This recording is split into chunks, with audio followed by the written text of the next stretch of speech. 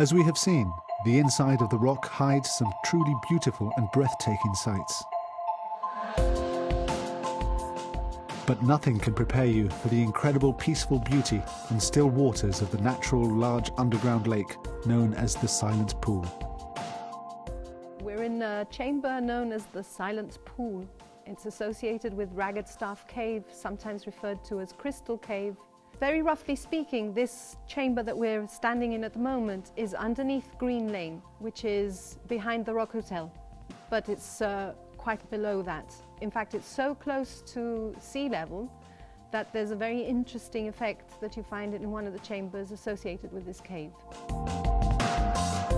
The top level of the lake is fresh water. It's the water that seeps through the rock and that's coming from the rain.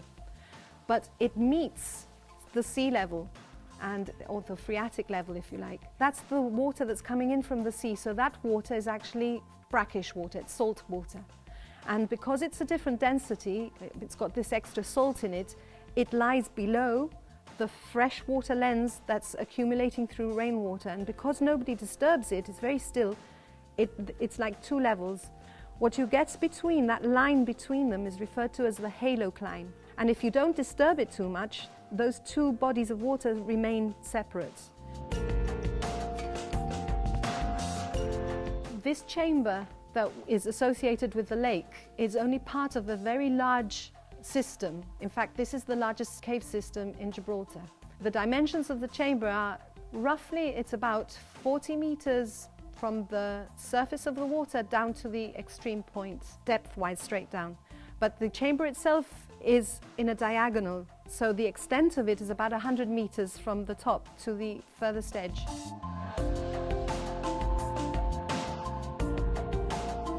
There are interesting features inside. One of the things that you can see towards the end of your dive, in fact, are stalactites. Now, stalactites can't grow if there's water around them. They have to grow in ambient conditions where there's air around them. It tells us that at some point this cave didn't have any water in it, and of course we know that that's associated with times when sea level was far below the level that we have today. If you look at it over the last 100,000 years, the sea level was as it is today for maybe 5% of that time. So we're living in exceptionally high sea level conditions. For about 80% of the time in the last 100,000 years, the sea level was between 50 and 80 meters below present sea levels, which means that this cave would have been quite a lot above the level of seawater. So whilst the lake may from time to time have collected some water, that water would still have carried on percolating down and away from it, permitting the stalactites and stalagmites to grow in the cave. As the sea levels rose, the lake level rose and covered these stalactites, and these stalactites and stalagmites are not growing anymore because they're underwater at the moment. In due course, if sea levels go down again, then they will continue to grow. The aim of our trip today is that we're going to be doing some survey work. We're not using scuba gear, we're just using mask and snorkel for that. We've got an ordinary wetsuit which keeps us warm and also stops us from getting cut and scratched. Standard mask and snorkel. And also the fins that we use are standard open water fins, but what we do use here is a different technique.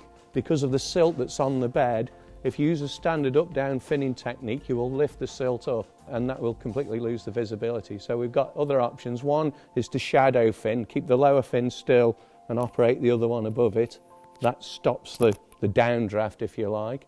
Or the other one is to use a frog kick and fin with the legs sideways rather than up and down. And for today's survey, we've got a couple of things. Standard tape measure. We also need to be able to write information down, and you can't use a standard piece of paper that because we're in the water. So what we like to do is have one of these survey boards, and what we'll do before the dive is mark out a grid, and we'll have specific areas that we're working on. Cave diving allows the Gibraltar Museum Underwater Research Unit a privileged look at this underground and underwater world. With it comes the chance to better understand Gibraltar's underground systems through scientific research, but it is not without its risks. The main difference is that if you're diving in open water and for whatever reason you need to cut short your dive, you can start an ascent. It can be a controlled ascent and you're safe. If you're in a cave, that isn't possible. You've got to remember a cave is a natural structure, so you know you're going in and out, up and down and round corners, so if you need to get out, your first reaction might be to try to go up, but that's not necessarily the safest way out or the only way out, and you might have to go further down before you can start coming up. If for whatever reason you get detached from your line, you have no way of knowing which way you came. And when you're going forward into a cave in the best conditions, when you turn round and you look back, it looks so different from the way you were coming in. Imagine when all these conditions are going against you and on top of that you're underwater. You look at your regulator and it's telling you that you're running out of air. It's much more stressful. Within cave diving, safety is paramount, and that's why when we're doing any work in the cave, we always plan out very strictly what we're going to do. We use techniques such as the shadow finning so that we don't reduce visibility. We clip onto a line, and if we're moving from one line to another, we always hold on to the second line before we disconnect from the first line so that we never lose contact. If anything goes wrong on a dive, we have a thing called the incident pit, where one minor thing can then escalate and become more serious. And that was unfortunately what happened here in 1997. There was a team of divers in here. One of the divers had an equipment malfunction. He decided to head up, but the visibility had been reduced and he came off the line and he wasn't able to get back up to the surface. So that's what can happen. One small thing happens, and if it's not corrected very quickly, the situation snowballs out of control. That's why we always say to go cave diving, you need proper training as a diver and also as a caver, and you always treat the water and the cave with ultimate respect, because at the end of the day, they're the boss, we're just the temporary visitors there.